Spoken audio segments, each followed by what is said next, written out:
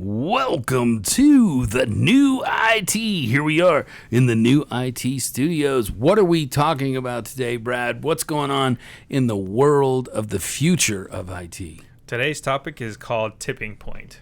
The tipping point? The tipping point. Tipping point. Oh my gosh, what the crap are we talking about? We're doing some cow tipping? What? Absolutely. Didn't you know? I didn't know. Later, it's getting late tonight. We're going to go do some cow tipping. Absolutely. Tipping point. Got to get some farmer stuff in.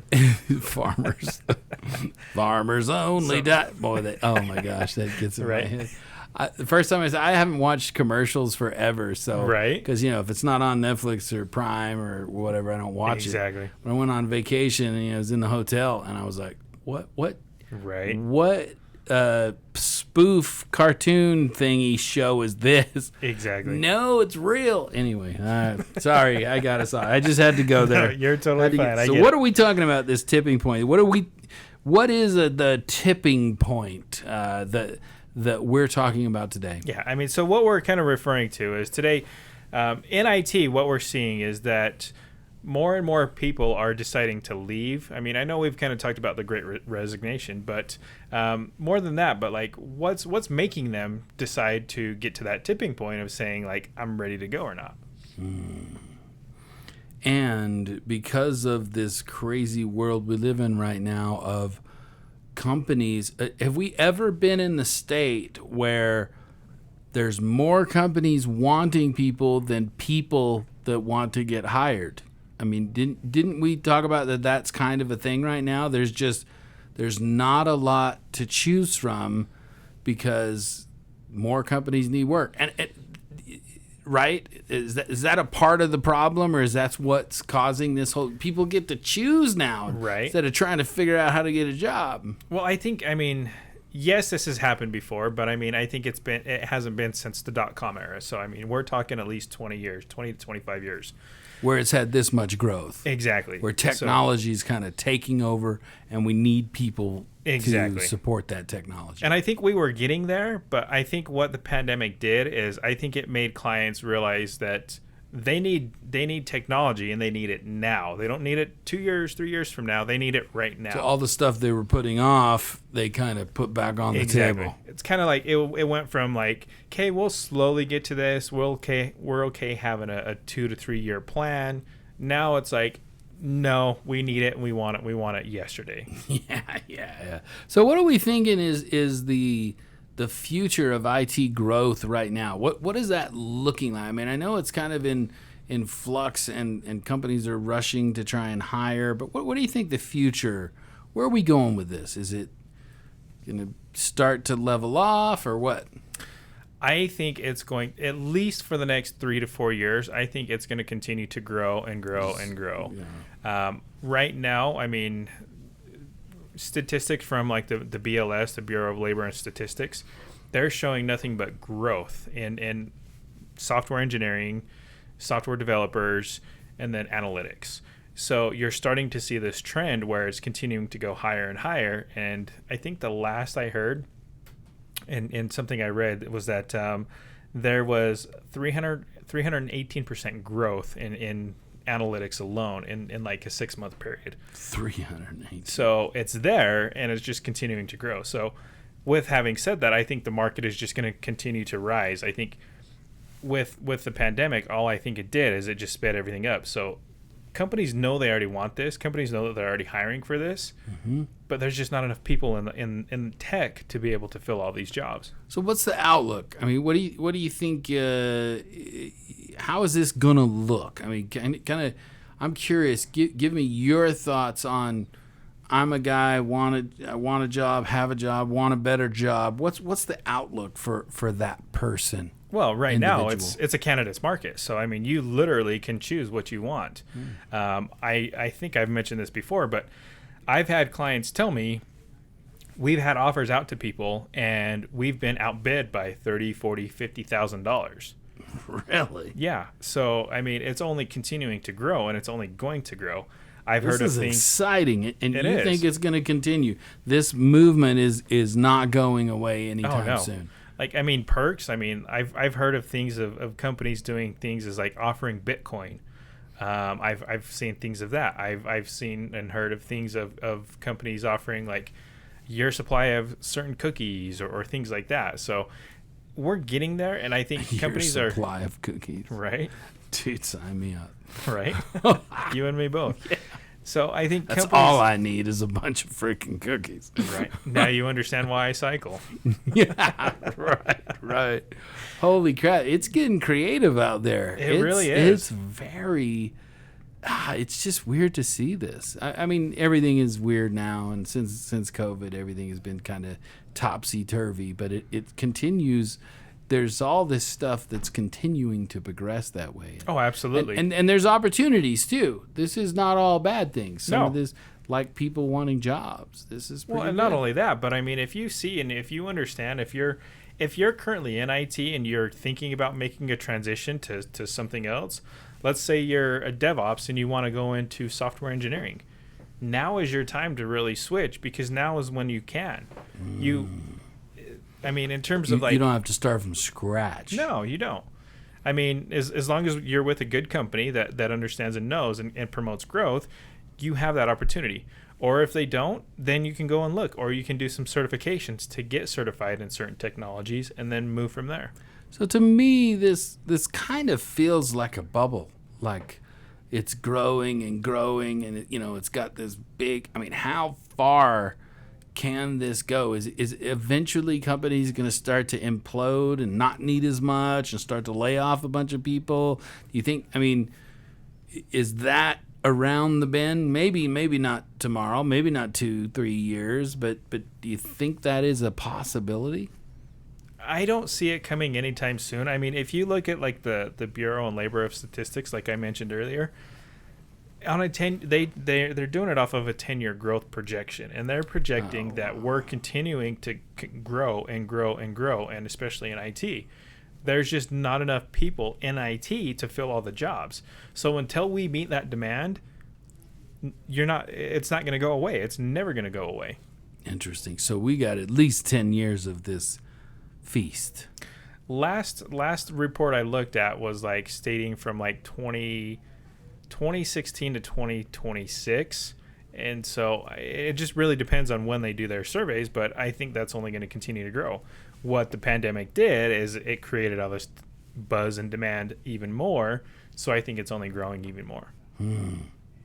Yeah, it's interesting to see this. I've never seen it like this. It's just... Yeah, I never have either. It's just so... And I guess for you, it's pretty lucrative as well, right? Absolutely. I mean, you're always hiring folks. You're getting people jobs. I mean, we have more work coming in than we know what to do with. So, I mean, it's a good problem to have. Don't get me wrong. It's just, it can be overwhelming. Is it? Well, that's a good question then. Is it just too much? Is it too much? Is this just this flooding stuff? Is it just going to be overwhelming for companies to try and hire people? Are they just going to have to find kids out of school? I mean, is it just too much? Well, I mean, I think the smart companies are doing that, but they also understand that they need people now. They need the skills and the expertise to be able to do that now. So what I have seen and what some of my clients are starting to do is they're starting to they're taking the core of what they need. So like, let's say they need an Adobe Experience Manager developer. So what they're doing is they're taking somebody that knows Java, they're bringing them up, and then they're teaching them how to understand the technology of Adobe Experience Manager. So they're kind of filling two voids with one. So how do they bring you to the dark side? Well, they get you in and they get you to learn how to do it first and foremost. But how do they get you? I mean, hey man, I got 4 job offers now, and let's say the price is all similar. What me as a company? What can I do to really kind of bring that person over? Yeah, stand out, bring that person over. They want to work for our company. How can we stand out when there's more jobs than there are people to fill it? Well, I think there's lots of ways that you can stand out, but I think first and foremost is I think it's going to have to come from culture. I think understanding and knowing. Go back to that. We've talked about it. I know we've talked about it many times on the show, but there's a reason for it. Exactly. Yeah.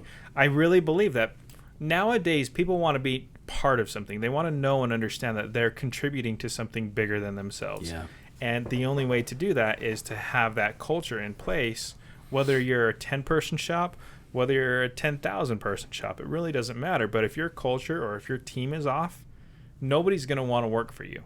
And now, because of the power of social media, people will know and people will understand, oh, avoid these people. Yeah.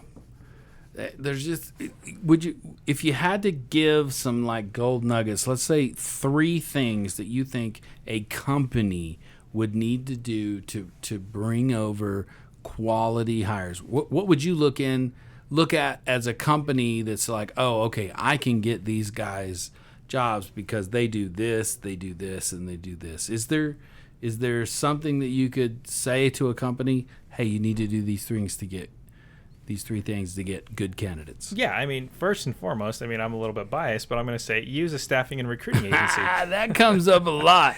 But Right. You know what? Until we started doing this show, I was like, whatever. But I see the value. Right. The more and more we talk, the more and more we're together, I see the value of what you guys do. Exactly. Well, on both ends. Agreed. Really. If you're a company hiring, why not use a recruiter? You're going to get better quality folks. Well, and the bigger thing is, I mean, you have to use a specialized recruiter. So if you know you're going after Adobe Experience Manager people, find a shop that specializes in that. If you're going after Salesforce people, you have to you have know your what niches. to look for. Exactly. Yeah. So find the specialist, find the people that understand and know what exactly the software does. So first, get a recruiter. That's the first thing you Absolutely. should as a company to make your life easier all the way around and to get better quality leads, I would assume, for employees or potential employees. Potential employees. Second one. Focus on your culture. Understand put yourself in their shoes and understand where do you really want, what do you expect out of this person? Is it something that is doable? Is it not? Put yourself and understand what it is that they're going to be doing, and be realistic about your job description. I think, if I go into a company and I'm going to go, do an interview or whatever, and everybody in that company looks like they're pissed or they're sad or they're depressed, Working 80-hour weeks. Yeah, you're like, oh, do I want to work here? But if you're in this high energy, fun, you can already tell, oh wow, the receptionist was even cool and excited to be there. Oh wow, this is cool. And I mean, if you can get buzz as a company that, That's hey, we're huge. really, and you've got employees that are saying, man, I love working here. This is the greatest company in the planet. If you can get that kind of traction, don't you think? And that's what you're talking about when you're talking about culture, right? Well, and what people don't understand is, yes, payroll and yes, employees are your most expensive asset as a company, but they are also your most valuable. They can make or break you depending on how you treat them. Yep. And now if you're going to treat them wrong, then chances are you're probably not going to be around in 2 or 3 years. But if you treat them right, they're going to do in kind, and they're going to make sure that your success is their success as well. So what's the third? Is there a third? I mean, I know I think those 2 are super important, but I threw a third ball at you. If I had to say a third, I would probably say, ooh, that is a hard one. You hit the 2, and I can see. I think we can all see the value of that. But Right. There's got to be a third little thing to get you just a little bit above the other company to make you more desirable to potential job hires.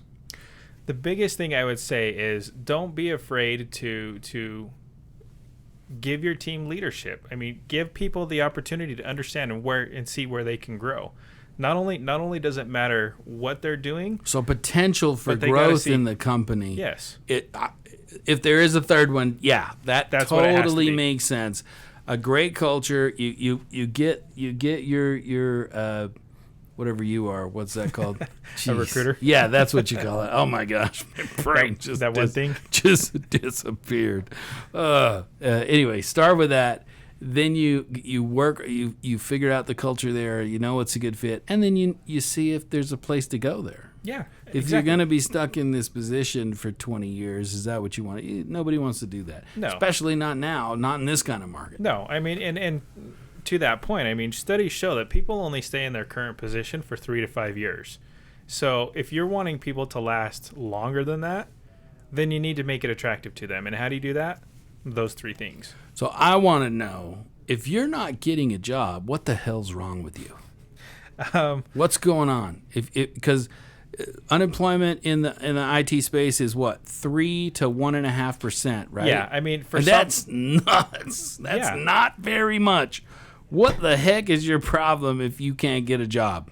Well, I mean, there could be lots of things, but I mean, biggest thing. But maybe you need to listen to the show, or at least right. At least think about this. If you can't get a job in IT, something's in wrong. This world, something is wrong. What's some advice we can give to anybody out there listening? This person, looking. That's like, man, I've been putting out resumes, dude. If you're putting out resumes and you're not at least getting interviews, somebody needs to read that resume for you, because you're doing something terribly wrong. Well, I mean, presentation is everything for one to start out. So, I mean, yes, you have to make sure that you're presenting yourself in a positive light, not only from a resume standpoint, but being able to speak with people.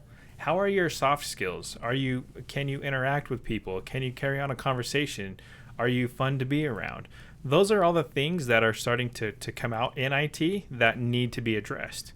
So as a recruiter, do you see that where if you interview a person, you're like, oh man, this person is just not personable. They're not. They don't seem like a team player. Do you kind of see that and realize this person is going to be hard to place? Absolutely. I mean, it's our job to not only place from a skill standpoint. It's our job to actually see what kind of culture fit are they going to be. Are they going to be able to be a valuable team member, or are they just going to be stuck to themselves, sitting in the corner, doing their work and not bothering anybody? I'm curious, what would you do with that person? Let's say you just, oh man, this person is not very personable.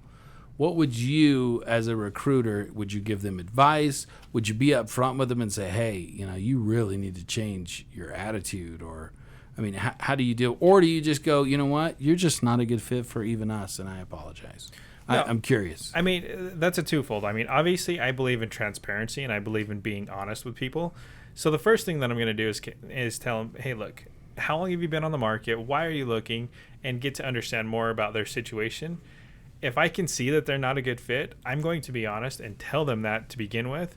But I'm not just going to say, okay, here you go, you're off on your own. No, I'm going to try to help give them some resources and books or tips or podcasts to listen to, just to help them get out of their shell. So you do give it, you do your best to assist those candidates. Absolutely. And I love that. I know we come back to this again and again, but you're just crazy if you're not using a recruiter. Both sides. I don't see. I mean, we've even tried to talk about the downsides before, and I don't see very many downsides. I mean, you don't. Maybe it's a downside for companies because they got to pay you, but if you're doing good stuff, that's not a downside. It doesn't cost potential clients anything. No. Well, and more than anything else, it's costing them to not use a recruiter because the cost of vacancy, how much is it costing them to not actually have that position filled? Yeah. How much work are they losing because they don't have somebody in that seat? And in this world, it's even more, I think, right now, and as we can see, the future probably is not, this is not going away in the next few years, probably even in the next 10 years. No matter what technology does, no matter what kind of crazy stuff happens, we're going to need people to support that stuff. Absolutely. Period. And more than anything else, I mean, I think technology is taking off from a software perspective more now than it ever has. And having said that, like, startups are booming, and just because of that reason, because we're finding new ways to integrate things and to put things together and to make things talk. That is the area. If it were me and I was in IT, that is where I would focus.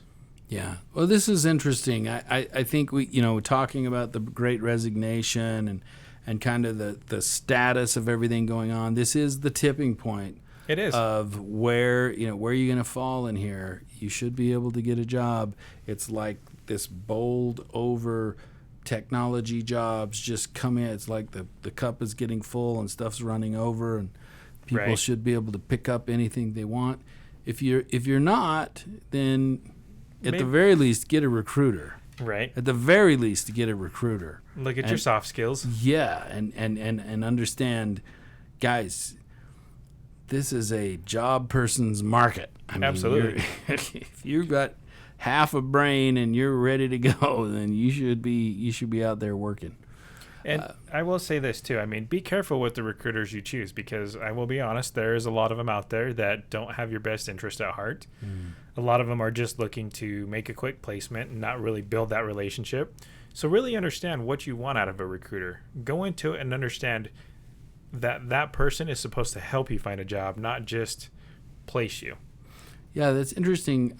To me, it would seem like the way you do recruiting is the only way that would be successful. But I guess there are successful recruiters out there that are kind of, Yeah. you know, I mean, there just are. I mean, there's churners. They'll churn Exactly. you through, and there's some shady places No out there relationships. that will just submit your resume wherever they want, willy-nilly, and they'll just say, hey, I got this position for you. Are you interested? And again, they're more about the number game, where we're more about the people game, and we care about you, and we want to make sure that we build lasting relationships with you. yeah. So I guess, oh man, darn it, it just disappeared from my brain. Gone. Gone.